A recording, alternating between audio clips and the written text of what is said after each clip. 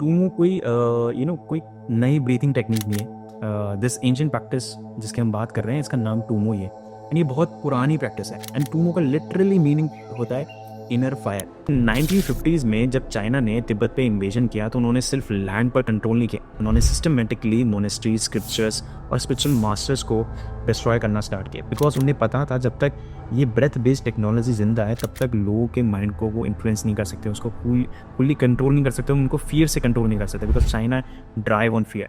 Now think about it, जब एक इंसान अपनी ब्रेथ और ब्रेन का मास्टर बन जाए तो फिर उसे फियर, मैनिपुलेशन में सिस्टम बेस्ड स्लेवरी से डर नहीं लेता और इसी वजह से टूमो एक स्पिरिचुअल रिबेलियन भी बन गया था। If you go through our ancient Veda और उपनिषद्स में वहाँ पे भी आपको बहुत सारी ब्रीथिंग टेक्निक्स मिल जाएंगी, लेकिन टूमो वाज द फर्स्ट प्रैक्टिस जो कि ऑफिशियली डॉक्यूमेंटेड हुई थी, फर्स्ट ब्रीथिंग टेक्निक। हिमालयस और ट्रांस हिमालय रीजन में जो बुद्धिस्ट मोंक थे वो पूरी रात टूमो से अपनी बॉडी का टेम्परेचर कंट्रोल रखते थे और कुछ जगहों का ये टेक्निक आज भी उतनी ही अलाइव है।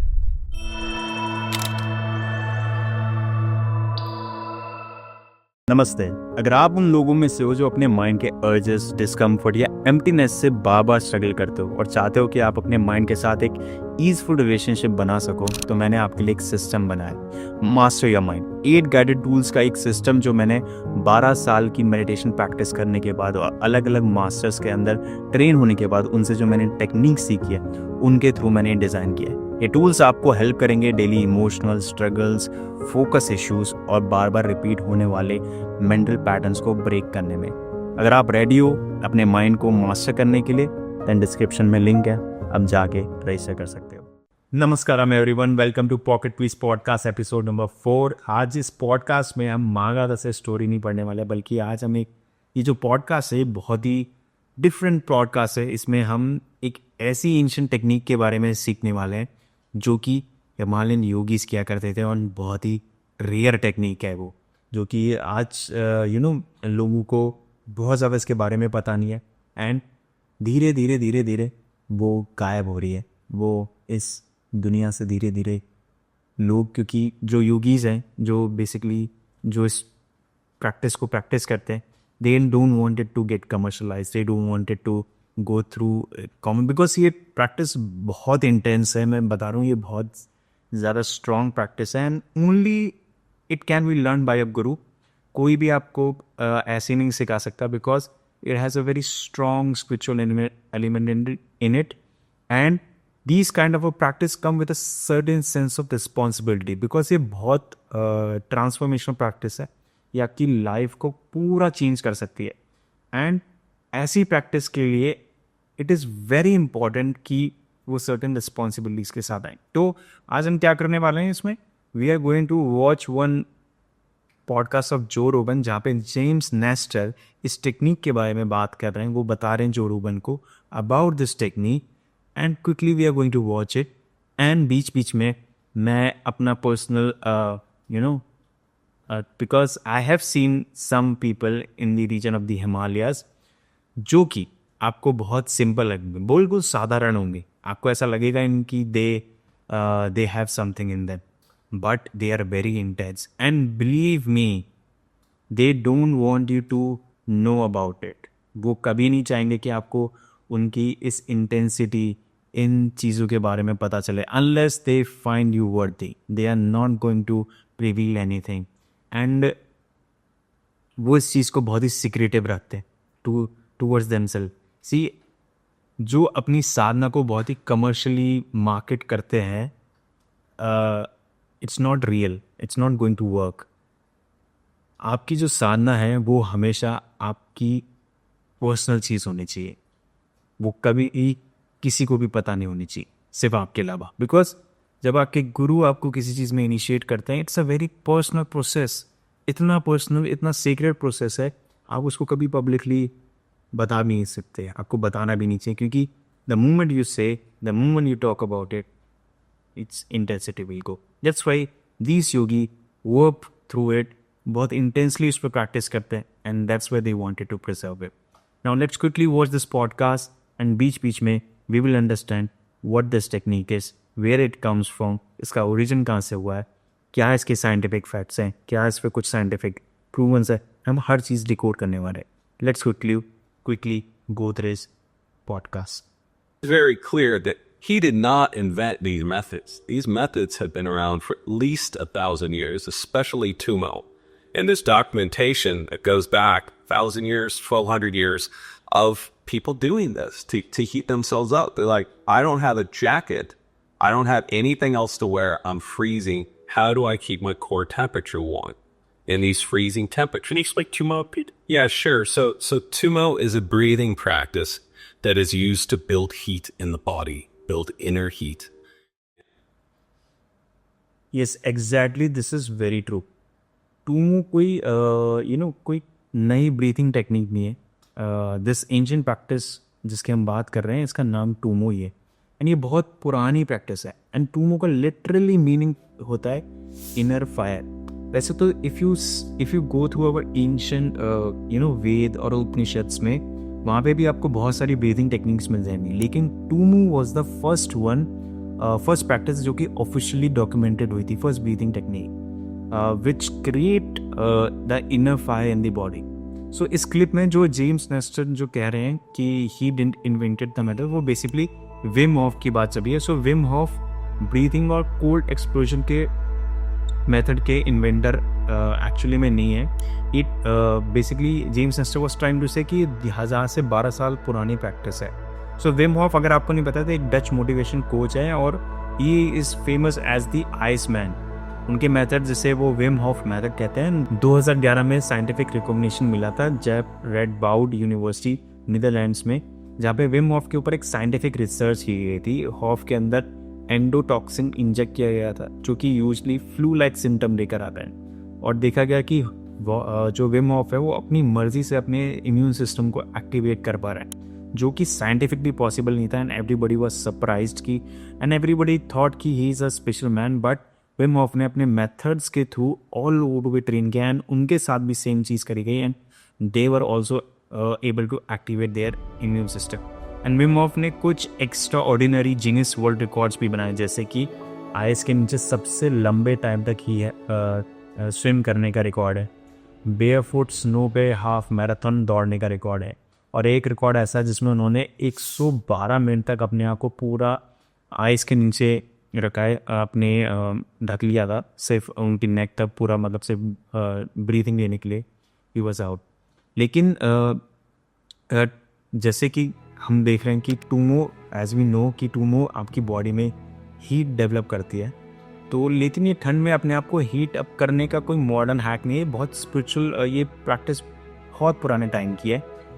जैसे कि हॉफ तो फिर भी कुछ घंटे ठंड में रह सकते हैं, like he is trying to demonstrate that. But Himalayas और ट्रांस हिमालय रीजन में जो बुद्धिस्ट मोंग थे वो पूरी रात टूमो से अपनी बॉडी का टेम्परेचर कंट्रोल रखते थे. और कुछ जगहों का ये टेक्निक आज भी उतनी ही अलाइव है. बट द प्रॉब्लम इज कि you can not learn. So Hof का मेथड ईजिली एक्सेसिबल है थ्रू ऑनलाइन कोर्सेज, आप उसको लर्न कर सकते हो. बट टूमो को you cannot, because it's a very ancient technique and it comes from the you can learn from the guru. जैसे कि नरूपा के 6 योगास का हिस्सा है टूमो. नरूपा was one ancient Buddhist monk. उन्होंने टूमो, उनके 6 योगास पाथ थे, उसमें से एक टूमो था. एंड उन्होंने ये जो टेक्निक है ये अपने डिसाइपल्स को सिखाई. वहाँ से इसकी लीनेज चलती रही एंड फॉरवर्ड होती रही. And it was, the first documentation was from this guy Naropa, who about 1100 years ago went off on a spiritual pilgrimage, ended up in the Himalayas, needed to heat himself, and used this practice. And it stayed in the monasteries for hundreds of years until this Belgian-French opera singer anarchist around the 1900s. A mouthful. Yeah, I was going to include a few more because she did a whole, she's into free love, feminism, I mean, you name it. She ran the gamut. So, but she went on a spiritual pilgrimage for 14 years in the Himalayas. She was in her 40s. This is in the 1900s, which is just like unheard of. Well, and she discovered this thing. She said she was able to use this to not eat or drink anything at elevations of above 18,000 feet. And walk for about 19 hours at a time. There are no fact checkers there to prove it.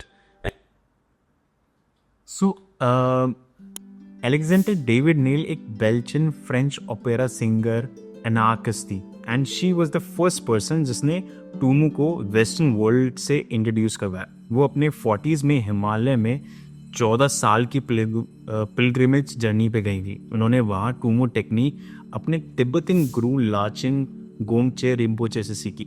उनके गुरु ने उन्हें येशी टोमे नाम भी दिया, जिसका मतलब होता है I think lamp of wisdom.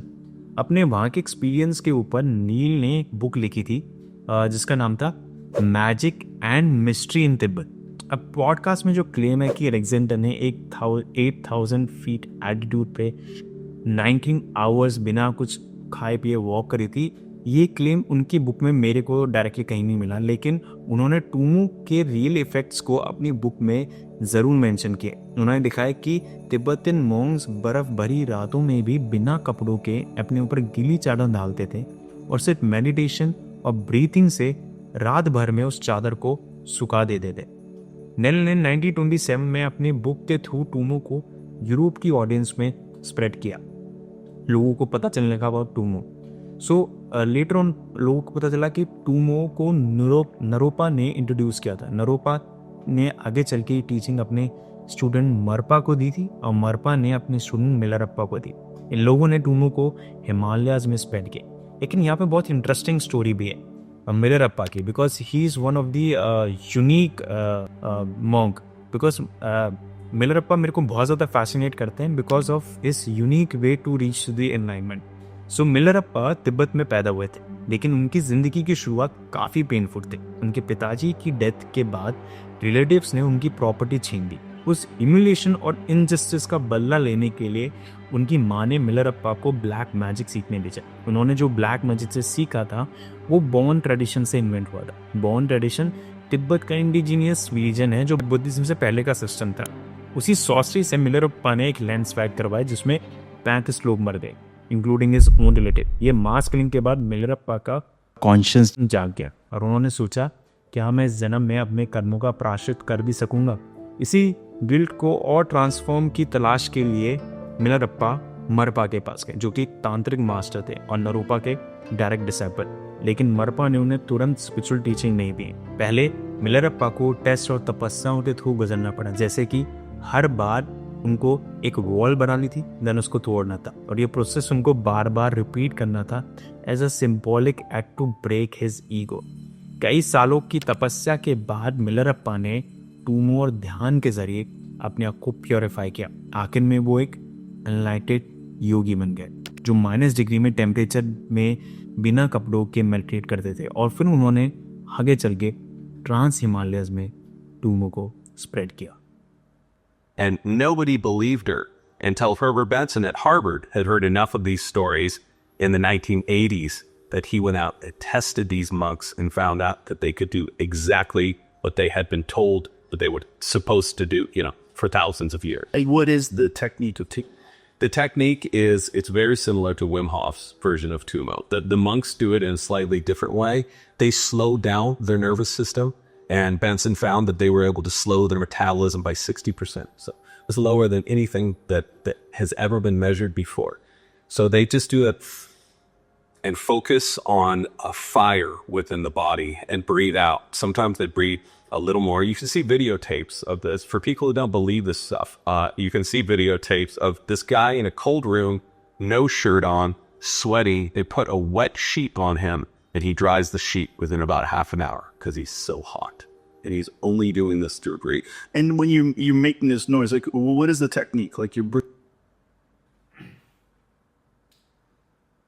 सो अब सोचिए जब अलेक्जेंडर डेविड नील ने 1927 में टूमू के बारे में लिखा होगा तो दुनिया ने क्या रिएक्शन दिया होगा। ज़्यादातर लोगों को लगा होगा कि शी इज़ जस्ट एग्जैचुरेटिंग या fiction, and nobody I think took her seriously, क्योंकि उनका क्लेम ये था कि मॉन्क्स माइनस टेम्परेचर में भी बिना किसी कपड़ों के सिर्फ मेडिटेशन और ब्रेथ वर्क के ज़रिए गीली चादर सुखा लेते। उन्होंने ये सब बस खुद देखा था, लेकिन ऐसा कोई साइंटिफिक प्रूफ नहीं था। लेकिन जैसे कि जेम्स नेस्टर ने बताया, 1980 में एक अमेरिकन कार्डियोलॉजिस्ट डॉक्टर बेंसन, जो कि हार्वर्ड मेडिकल प्रोफेसर थे, उन्होंने इन क्लेम्स को साइंटिफिकली टेस्ट करना सोचा। वो धर्मशाला गए, तिब्बतन मॉन्क्स एग्जाइल में रहे थे और उन्होंने वहाँ कुछ स्पेसिफिक टूमो ट्रेन मॉन्क्स पे स्टडी की। रिजल्ट, मॉन्ग ने ओल्ड रूम में सिर्फ ब्रीथिंग और मेडिटेशन के ज़रिए अपने बॉडी टेम्परेचर इतना बढ़ा दिया कि उनके ऊपर डाली गई वेट शीट सूख गई। और इसके साथ साथ मॉन्क्स ने अपने बॉडी के मेटाबॉलिज्म को भी 64% तक गिरा दिया, which is far more than when you are in a sleeping state. ये एक्सपेरिमेंट कोई मिथ नहीं था, ये एक्चुअल थर्मल इमेजिंग और फिजियोलॉजिकल मेजरमेंट के साथ आज भी डॉक्यूमेंटेड है। पर ये एक्सपेरिमेंट सिर्फ बॉडी हीट तक लिमिटेड नहीं था। मॉडर्न न्यूरोसाइंस ये मानती है कि मेडिटेशन और इंटेंस ब्रेथ वर्क जैसी प्रैक्टिस जो टूमो का कोर हिस्सा है, उनसे ब्रेन का डिफ़ॉल्ट मोड नेटवर्क सप्रेस हो जाता है। अब DMN क्या है? ये ब्रेन का वो नेटवर्क है जो आइडल स्टेट में चालू होता है। जैसे जब हम डे ड्रीम कर रहे होते हैं, ये पास्ट फ्यूचर में भटक रहे होते हैं या फिर अननेसेसरी ओवर थिंकिंग कर रहे होते हैं। तो इसलिए जब मॉन्क्स डीप टूमो स्टेट में जाते हैं तो उनका DMN डीएक्टिवेट हो जाता है और उनकी प्योर अवेयरनेस प्रेजेंट मोमेंट में लॉक हो जाती है। यानी कोई इमेजिनेशन नहीं, कोई रिग्रेट नहीं, कोई एंजाइटी नहीं, कोई पास्ट और फ्यूचर का स्ट्रेस नहीं, सिर्फ एक इंटेंस अलाइवनेस, स्टिलनेस। यही है टूमो का मैजिक। और साइंस जो चीज़ एक ज़माने में इम्पॉसिबल लगती थी, आज न्यूरोसाइंस उसे कंट्रोल्ड ऑटोनोमिक रेगुलेशन कहकर एक्सप्लेन कर रही है। और सबसे बड़ी बात, ये पावर किसी माउंटेन केव में नहीं छुपी, ये हमारी सांसों में। And people are regularly practicing. Even if you see कि विम हॉफ के जो मेथड्स हैं they are widely available to everyone. उनमें से स्पिरिचुअल एलिमेंट्स ऑल्दो गाइड किया गया है, but still it is very much alive and people lives are transforming. Let's quickly watch next part of this podcast. Breathing, is this like an 80-20 thing, or you fully fill the lungs out, let 80% or let 20% out, and then breathe in again and let 20% out? That kind of That version is much more complicated, the type that the Bontumo monks use. So Wynn's method does the exact same thing, but he's stimulating the nervous system. So his is 30 huge breaths. Breath hold as long as you can. One big breath in, 15-second hold, and then out. And what do these monks do? They're doing a slower version of it. So I have not practiced that version of Tumo. Because it's really complicated. And to do it right, you need to get the master there. And I tried to contact these guys, and they did not want me there reporting on what they were doing. What is the God? I feel like if they knew the benefits of this, they would want the world to know. You would think so, but what would we do with it, right? We planned it, we did commercialize it, and so maybe they don't want the world to know, you know? Maybe they want to keep a few things in their back pocket. So what do you know of what they're doing? Why is it so complicated? Because so much of this is a mental practice. So it's not only us that are going to know some sort of a thought process that goes along. Absolutely. And to get that visualization and to be able to focus for that amount of time takes a lot of time. I think one of the reasons that Wim's process is so easy and accessible, you can think about whatever you want while you're breathing that way. Think about emails, think about what you're going to have for dinner. And as long as you're breathing that way, it'll do what it does. And their method requires you to think about very specific things. Think about a fire inside of your belly, moving your belly in and out. But you know this. I don't know every single step. No, I do. What other steps could there be? Like, is there? There's fast breathing, there's slow breathing, and there's a ton of mental focus. So there's like 20 steps that you have to go through to really get this right. Are we? So this is what I was talking about कि टूमो और Wim Hof method के बीच में जो huge difference है कि Wim half का method काफ़ी straight forward है। उन्होंने खुद कहा है कि उनकी टेक्निक टूमो से इंस्पायर्ड है, लेकिन उन्होंने उसे मास्टर किया एक्सट्रीम कोल्ड एक्सपोजर के थ्रू, बर्फ़ में रहकर अपनी लिमिट्स को पुश करके। लेकिन हॉफ का मेथड एक फिजिकल परफॉर्मेंस बूस्टर है, जबकि टूमो एक इनर मास्टरी प्रोसेस है। It's completely spiritual. अब एक बार इन दोनों मेथड्स के प्रोसेस को क्विकली अगर हम देखें तो विम हॉफ का मेथड है कि ये प्रोसेस शुरू होता है 30 डीप और फास्ट ब्रेथ्स के साथ।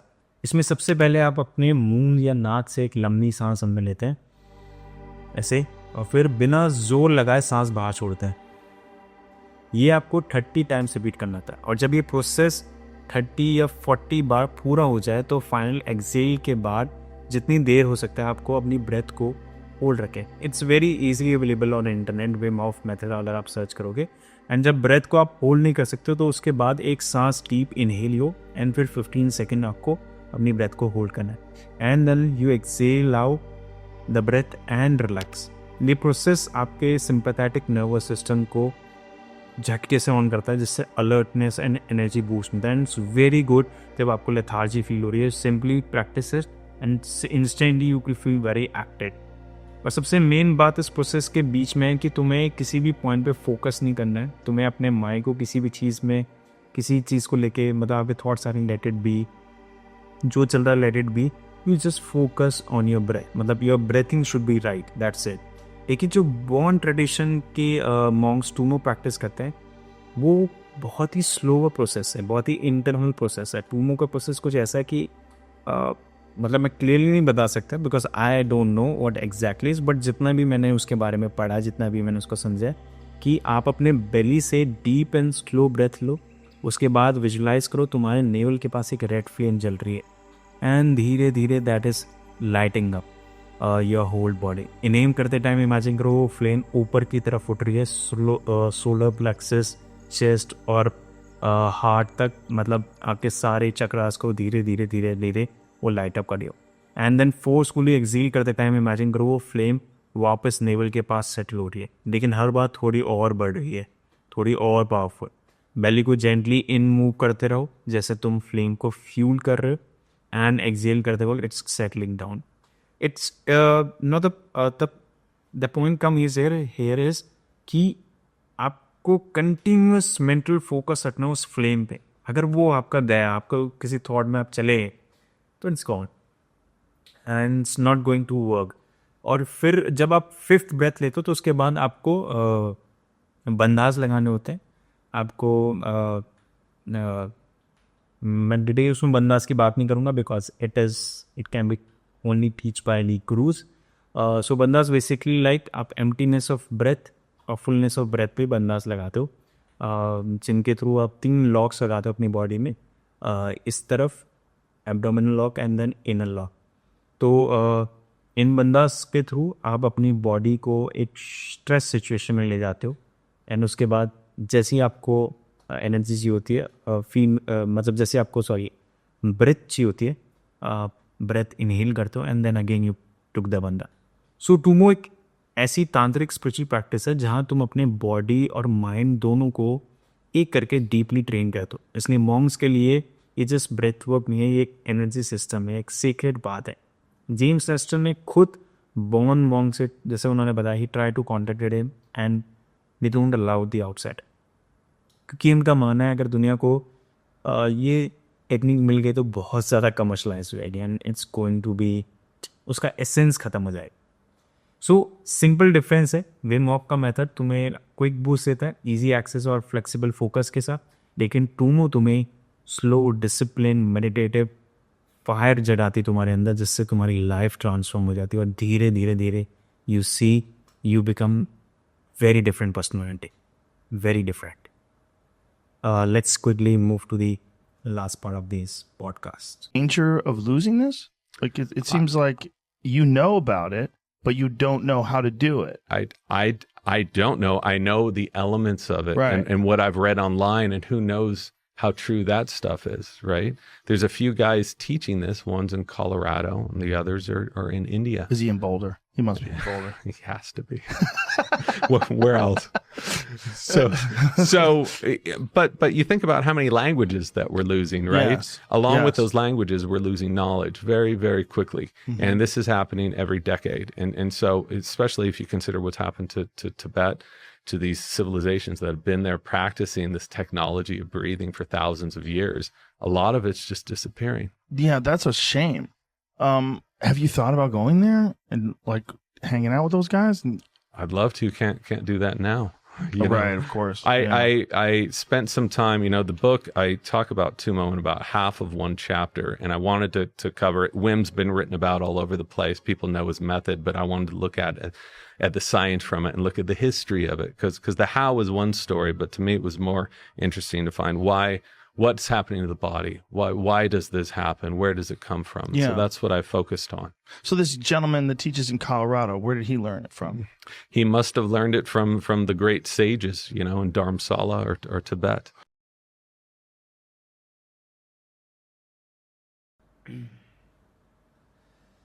सो यस, अगर सच पूछा जाए तो ऐसी टेक्निक को लूज करने की एज पे खड़े हैं जो सिर्फ एक ब्रीथिंग एक्सरसाइज नहीं है, conscious system of evolution. James Nestor जैसे कि इस वीडियो में बोल रहा है, टूमो को सिर्फ सरफेस लेवल पे एक्सप्लेन कर रहे हैं, लेकिन इस टेक्निक के अंदर बॉडी के अंदर की इनर फायर से बॉडी को हिटअप करने की बात हो है, लेकिन उसके साथ ये इंसान को उसके फियर, डिज़ायर और डेथ रिस्पॉन्स तक को रेगुलेट करने का रास्ता दिखाती है। ये टेक्निक किसी वेलनेस ट्रेंड से ज़्यादा एक सोवेनियर टूल है। टूमू और ऐसी कई तिब्बतियन तांत्रिक प्रैक्टिस एक आदमी को इतना सेल्फ रिलायंट और इमोशनली रेजिलियंट बना सकती कि वो बिना किसी आउटर सपोर्ट सिस्टम के एक्सट्रीम हिमालयन कंडीशन में सर्वाइव कर सके। और शायद इसी सोवेनिटी का नाम है स्पिरिचुअल फ्रीडम। 1950s में जब चाइना ने तिब्बत पे इन्वेजन किया तो उन्होंने सिर्फ लैंड पर कंट्रोल नहीं किया, उन्होंने सिस्टमेटिकली मोनेस्ट्रीज, स्क्रिप्चर्स और स्पिरिचुअल मास्टर्स को डिस्ट्रॉय करना स्टार्ट किया, बिकॉज उन्हें पता था जब तक ये ब्रेथ बेस्ड टेक्नोलॉजी जिंदा है तब तक लोगों के माइंड को वो इन्फ्लुएंस नहीं कर सकते, उसको फुल्ली कंट्रोल नहीं कर सकते, उनको फियर से कंट्रोल नहीं कर सकते, because China drive on fear. Now think about it, जब एक इंसान अपनी ब्रेथ और ब्रेन का मास्टर बन जाए तो फिर उसे फियर, मैनिपुलेशन में सिस्टम बेस्ड स्लेवरी से डर नहीं लेता, और इसी वजह से टूमू एक स्पिरिचुअल रिबेलियन भी बन गया था। जेम नेस्टर ने एक पॉइंट पे कहते हैं कि विम के मेथड के बारे में सब जानते हैं, लेकिन टूमू को वाई समझना ज़्यादा इंटरेस्टिंग है यहाँ पे, और वाई के साथ हमें ये भी समझना है कि क्यों ये काम करती है और क्यों ये टेक्निक अभी भी एक गार्डेड सीक्रेट है। Because if something is wellbeing for the human being it should come out, not because लोग रेडी नहीं है, पर शायद इसलिए क्योंकि जब हम अपनी ब्रेथ और ब्रेन के ऊपर कंट्रोल पा लेते हैं तो हम किसी भी कंट्रोल सिस्टम के लिए थ्रेट बन जाते हैं। शायद उसी चीज़ को प्रिजर्व करने के लिए कि people don't become rebellious, and because monks were aware of it, monks know what it's going to be, they keep it secret. That's it. All right, this is all for this particular podcast number 4. We'll come with the next episode soon.